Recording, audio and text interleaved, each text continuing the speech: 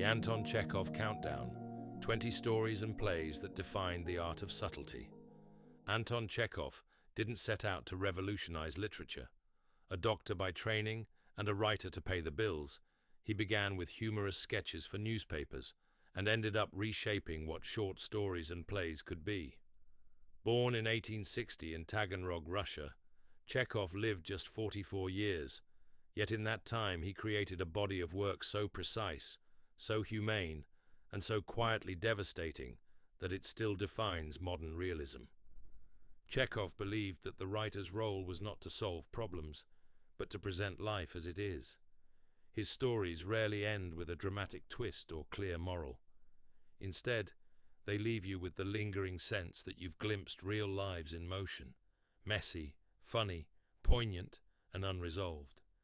Here's a ranking of 20 works, short stories, novellas, and a few major plays, that together show the range and depth of Chekhov's achievement, moving from number 20 to the number 1 work that for many is his supreme creation. 20. The Complaints Book, 1884. One of Chekhov's earliest comic sketches, this is framed as entries in a railway station's complaints ledger. They range from absurd gripes about the tea to bizarre accusations against other passengers. Some are petty, others surreal, and a few are so earnest they become funny. Why it matters. Even in this light work, we see his skill at mimicry and his understanding of the rhythms of speech. He's not making up jokes in the conventional sense. He's letting the humor emerge from human nature itself. Why number 20? It's a reminder that before Chekhov became the master of quiet tragedy, he cut his teeth on satire and parody, learning to listen to the way people talk, a skill that would define his mature prose. 19. The Safety Match, 1884. This brief parody of detective fiction follows a magistrate attempting to unravel the disappearance of a retired official. Witness accounts contradict each other, motives are hazy, and the more the magistrate investigates, the less sense the case makes. Why it matters. It pokes fun at procedural storytelling by letting the confusion build until the whole investigation collapses under its own absurdity. Why number 19? Because it shows Chekhov's early willingness to subvert genre conventions and his understanding that in life, neat resolutions are rare. 18. The Huntsman, 1885. Yegor, a handsome, free-spirited hunter, encounters his estranged wife Pelageya while walking in the fields. She begs him to come home. He refuses, insisting he's not cut out for domestic life. Why it matters.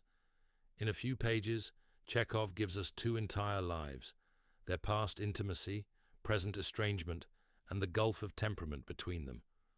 Why number 18? It's a miniature of his later greatness, a fleeting encounter that reveals volumes about love, freedom, and incompatibility. 17. Vanka, 1886. 9-year-old Vanka Zhukov, an apprentice in Moscow, writes a letter to his grandfather in the countryside, describing the cruelty of his master and begging to be rescued. At the end, he cheerfully addresses the envelope to grandfather in the village and drops it in the mailbox, unaware it will never arrive. Why it matters. Chekhov captures a child's voice perfectly, hopeful, naive, and heartbreaking. The tragedy is not stated. We feel it in the gap between Vanka's innocence and what we know will happen. Why number 17? Because in just a few pages, Chekhov delivers both social commentary and a devastating emotional punch without a trace of sentimentality. 16. The Chameleon, 1884. A policeman named Ochumelov tries to decide whether to punish a dog for biting a man. His decision shifts repeatedly as he learns, or thinks he learns, who the dog's owner might be, revealing his obsequiousness toward the powerful. Why it matters. It's a perfect satire of human spinelessness, and the way authority figures bend their principles when faced with status or influence. Why number 16? Because it's still laugh-out-loud funny and socially sharp more than a century later. 15. The Student, 1894. On a cold Good Friday evening, a seminary student tells two widows the biblical story of Peter's denial of Christ. They are moved to tears, and he walks away feeling the timeless connection between past and present. Why it matters. Chekhov himself considered this one of his finest works because it affirms the continuity of human feeling across centuries. Why number 15? It's rare for Chekhov to end a story on such a note of uplift, making it stand out in his body of work. 14. Gusev, 1890. A soldier named Gusev is sailing home from the Far East, gravely ill. His cabin mate is a cynical intellectual. Their conversations contrast Gusev's acceptance with the intellectual's bitterness. When Gusev dies, he's cast into the sea, where fish and sharks glide past, and the ocean remains indifferent. Why it matters. The ending is one of Chekhov's most haunting images of nature's grandeur and indifference. Why number 14? Because it marries the personal and the cosmic in a way few short stories manage. 13. Sleepy, 1897. Varka, a young nursemaid, has been awake for days tending to her employer's baby. Exhaustion blurs her mind until, in a dreamlike state, she smothers the child just to be able to rest. Why it matters. This is Chekhov at his most shocking, showing how dehumanizing conditions can push someone to an unthinkable act. Why number 13? It's a foray into psychological horror, proving that Chekhov could write darkness as well as light. 12th. The Lady with the Dog, 1899.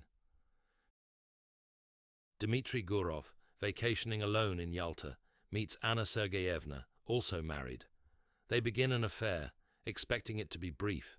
Instead, it becomes an enduring emotional bond that disrupts their lives. Why it matters.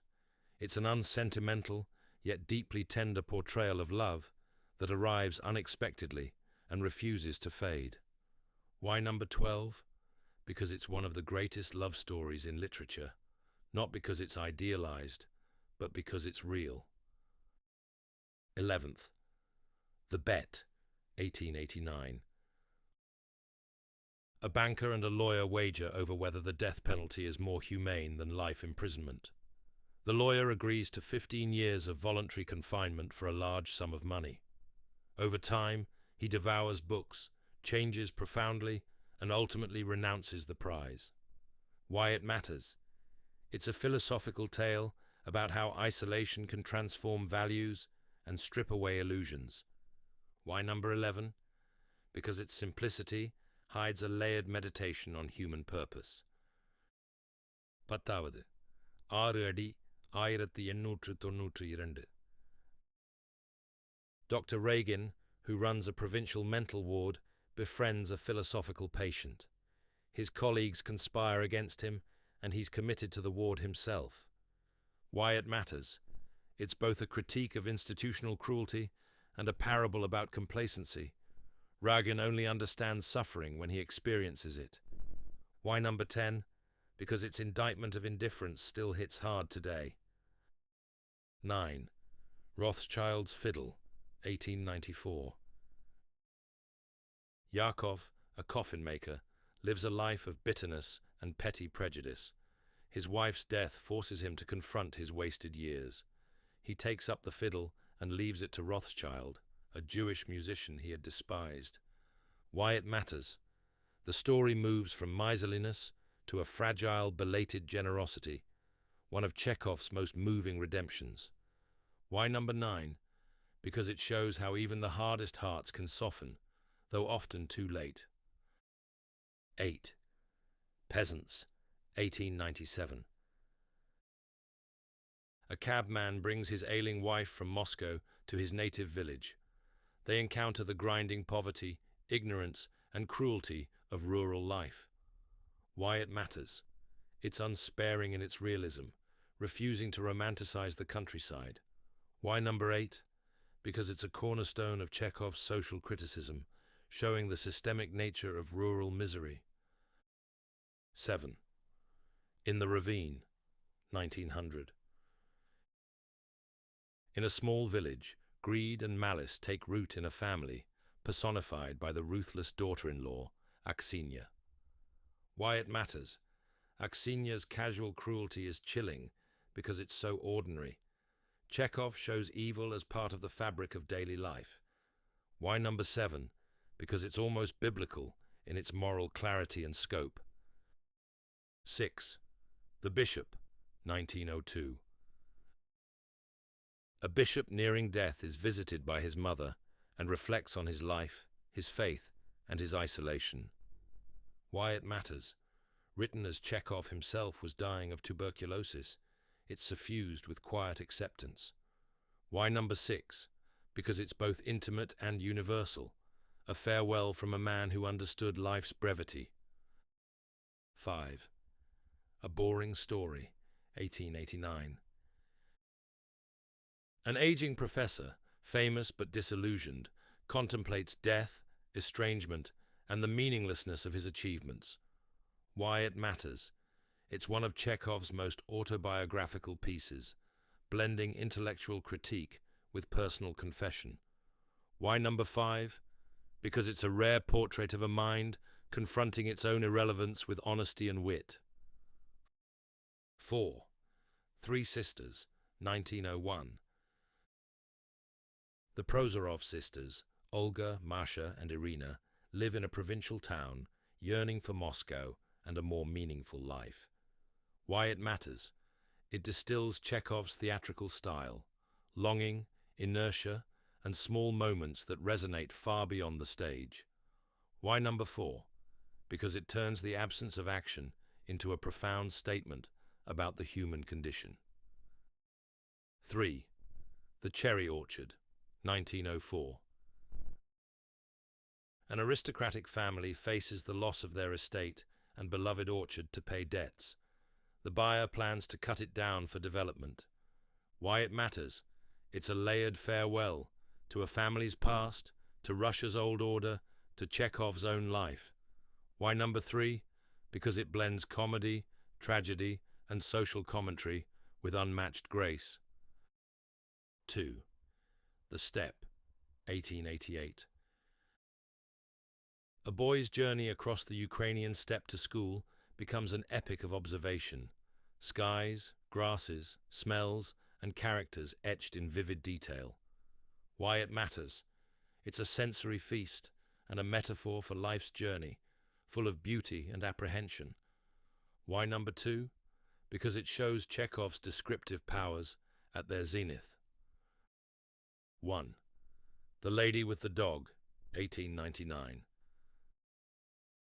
This tale of an adulterous affair between Gurov and Anna grows into something profound and enduring.